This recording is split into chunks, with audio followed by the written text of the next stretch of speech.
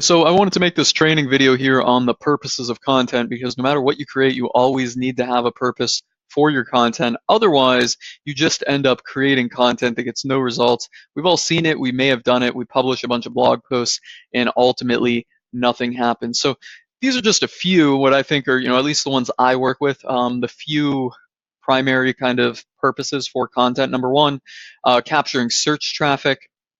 And we'll go into talking about with examples of the actual pieces behind it. Getting new followers on your list. This will usually need to be done through paid traffic sources. Lately, that's been Facebook ads. And then connecting with your audience, cold outreach, so getting some backlinks and stuff, and then general filler content on your website. If you want to capture search traffic, you need to go for a long form blog post. And I should kind of preface this by saying before you create any content, you need to understand why you're doing it and what the actual purpose of it is so that you don't end up just creating content that gets no results. So first thing, if you want to capture search traffic, long form blog posts, I've already done another video about it. I'll put the link somewhere around this. But just to take a look at one example, I'm going to pull up on another screen here and then pull it back over. A link to a blog post that I did that's a long form blog post just to get search traffic, and that's its primary purpose.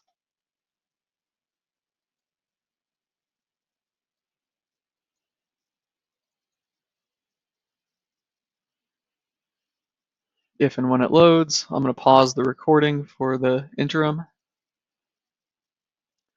Okay, so here's an example of a long form post clearly targeted around a keyword right up there, keyword in the URL.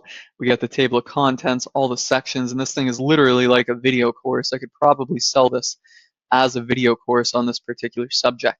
It's a long form piece targeted at one keyword, okay?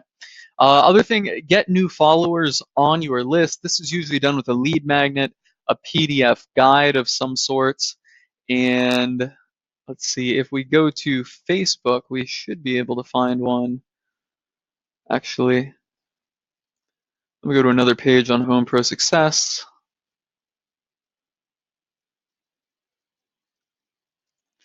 And I actually cannot pause the video again, or maybe I can, yeah. Okay, so example of a lead magnet to get somebody on the list, this piece of content. In this case, it is a framework diagram like you see on the left of my screen. These over here.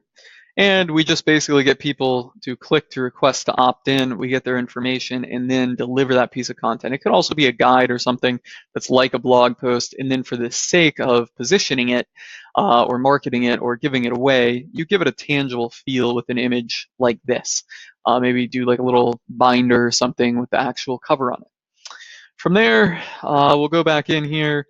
Connect with your audience, okay? So this is for all of the people that you have access to already. Video or podcasts are preferred. Short, pick-heavy blog post would be not a close second, but a distant second on it. Long-form blog posts, number one, they take a lot of time to create. And you have the advantage of the people that find it through the search traffic are actively looking for that type of information. So when they find it and it's good, they'll spend time on it. Your audience, probably not going to scour every word of a 6,000 word post and all the videos. So you want to kind of give them short bursts of information, something that is digestible. In my case, I do a lot of podcasts, which you see on homeprosuccess.com. In my local business, I do short, pick-heavy blog posts. And then you need to distribute that to your audience. That's the second part. Either email, Facebook group, or Facebook Messenger are the kind of preferred ways. And there you can see my podcast up there. So when I'm publishing podcasts, I'm doing that to connect with my audience. Yes, it will build an audience. Some more people will get to it and they'll find it. But largely people that are getting into my audience, my tribe, or whatever, coming in through different methods. And I'm using this to kind of get the information out to the audience and connect with them in the form of a podcast because they'll listen to this while they're driving. And podcasts just kind of naturally, the fact that you can listen to anyone, you don't have to look at anything or read, very conducive to actually getting people to listen. Finally, cold outreach, getting backlinks to your website. Most people, when you send them in cold outreach email saying, hey, I just did a new blog post, nobody really wants to look at it. I've gotten a far better response with infographics, and there's one on my Home Pro Success website that I did. I haven't done this in almost a year.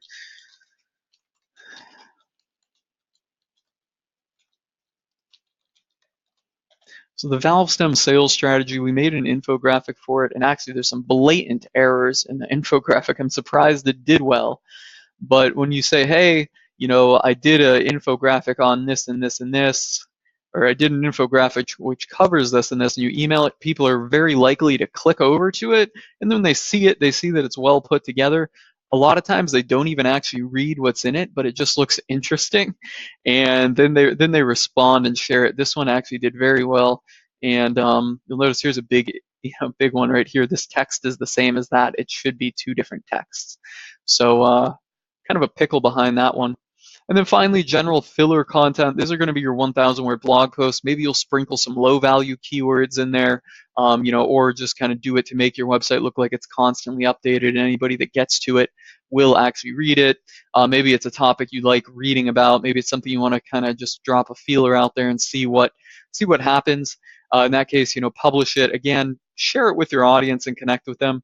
But the primary purpose of just a blog post, in my opinion, is very little, just to kind of fill up space on the website. So yeah, forget about this. I'm not going to link to that at the moment here. It's an incomplete post that I actually wrote on this. You guys got all the information that you need just watching this. Big thing, always have a purpose. And in local business, for local home service contractors, like the company that I own, and then also the content marketing that I'm doing for some other companies now, and looking to grow, we're doing weekly featured project posts, which are short, pick-heavy blog posts to connect with your audience, and then also for capturing search traffic, we can do long-form blog posts right here, and what we'll just be doing is covering the projects that we've done in a local area. So that way we can have, check out the top 10 countertop projects that we've done in blank city. So Fort Myers, Florida in our case, and then we can have a table of contents with pictures and descriptions for each one of them. And that should be an easy way to get us unique content rather than having doorway pages, which are just kind of pages stuffed with, we do screen enclosures in Fort Myers. We do pool cages, carports in Fort Myers. We are the best Fort Myers pool cage screen enclosure contractor. That stuff really outdated. If anything, it hurts your website. We've had pages like that on my website, Gulf Coast Aluminum. We have long since removed those pages, and now, we're doing better without them at this point, just having a one service area page, but I think we'll do quite a bit better if we can I know we'll do quite a bit better if we do these long form blog posts on here. So on that note, that's it. Big thing, always have a purpose for your content. Hope you guys got a lot out of this.